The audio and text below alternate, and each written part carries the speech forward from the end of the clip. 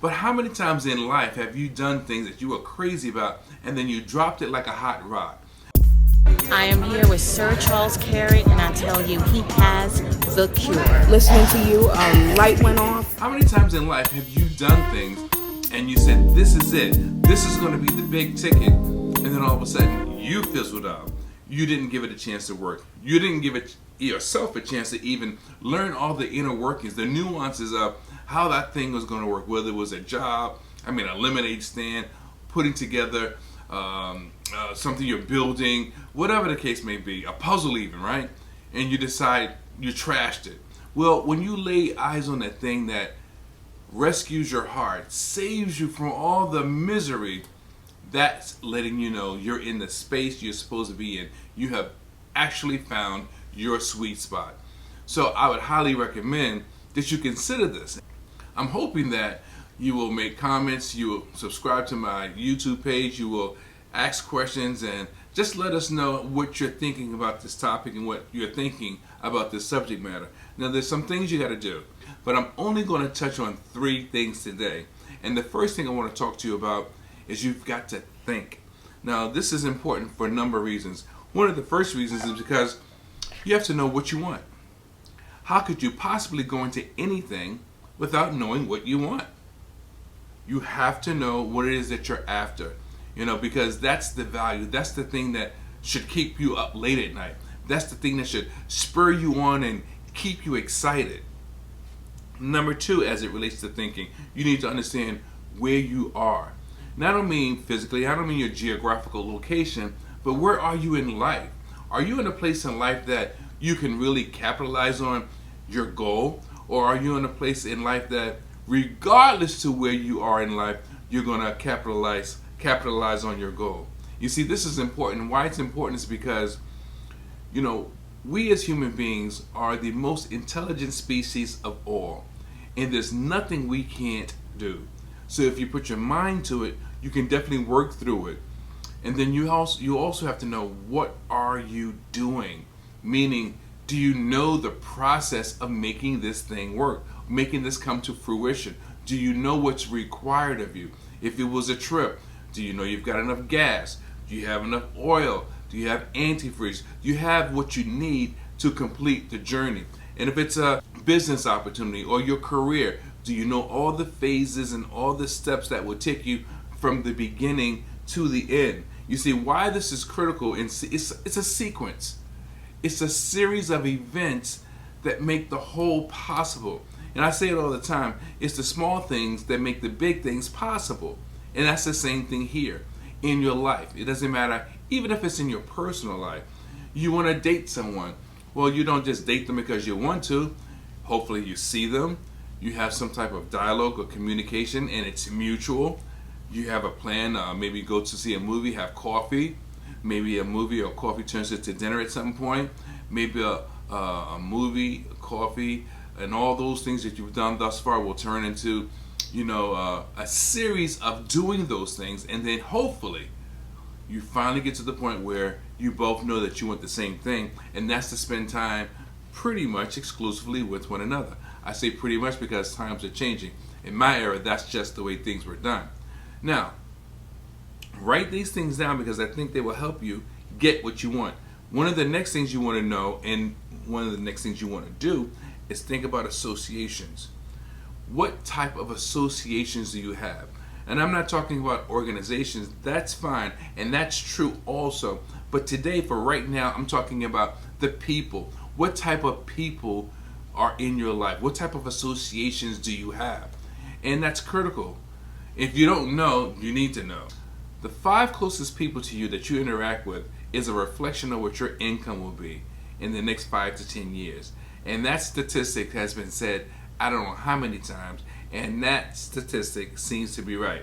You cannot afford to hang out with people that are standing around doing nothing and you are about something, but your associations are on a much lower level, and then expect to have growth. Life does not work that way. You will not be rewarded that way. You have to level up. Or as the song says, there's levels to this, right? So associations are very important. You need to know this because you need to know if they can add value to your life, professionally, personally, socially, or recreationally. Why is this critical? Because in order for you to grow, you really do need to connect with people that are about something. There's a vibration in life. There's energy in life. And if there's no energy, there is no life. So you need to be around a vibration or a lifestyle where you're connected with people that are doing things. You need to know if those people are positive or are they negative. Because if they are positive, well, that's what you want. You want people that will feed you and spur you on, people that will listen to you, people that will assist you. But if they're negative, that's not going to work out so good. But today, I'm looking at Think and Grow Rich by Napoleon Hill. Now, not the book in its entirety, but I'm talking about the fact that, well, in fact, if you can see here, I've marked and highlighted, and I've got little markers all throughout the book because I've read this book about 3 or 4 times, and this book will grow you, stretch you, and it will definitely change you if you let it. But the part about this book that I want to focus on today, sex transmutation. Whoa, what are you talking about, right? I'm talking about the fact that when we have relations with another person, that is energy. And when you use that energy, you can't get it back instantly. It has to build. It takes time to build up. Whether it's days or whatever the case may be, it's not the point. The point is you don't want to spend or expend energy unnecessarily or wastefully. And really, if you really think about it, the energy that you spend, you can choose how you spend it. It doesn't have to be with another person in an intimate setting. You could take your energy that's built up, of course, because of our hormones and how we're biology and how we're made. You can spend your energy in different areas. That particular energy, you can take that area of focus and say, well, you know what? I want to do more exercise. And if you have not had intimate relations, then your body is equipped of helping you through that workout. I want to have a better or stronger focus. If you haven't expended your energy that way, then your mind will be more focused. You have the ability to be more focused. You know, I kind of get excited about it just thinking about it, because the bottom line still is, in order to get what you want, it's not just knowing the blueprint, what's on paper, but there's also a psychological aspect of it. But here's the thing, if it's for you, it's not work. You don't even think of it that way. It just kicks in automatically because this is the thing that's designed for you. Isn't that wonderful? I mean, you don't have to think about, well, what about my sex transmutation? No. Well, what about my associations? No, you should be aware of your associations. Well, what about the way I'm thinking? You should also be aware of your thinking. But many things that we do to get us from point A to point B, it's simply just knowing that we're in the right place or the right space, because you're going to open up yourself up to opportunity. So think about the fact that when a boxer is going to have a fight, they want him to abstain from sex for several months before the bout. Why?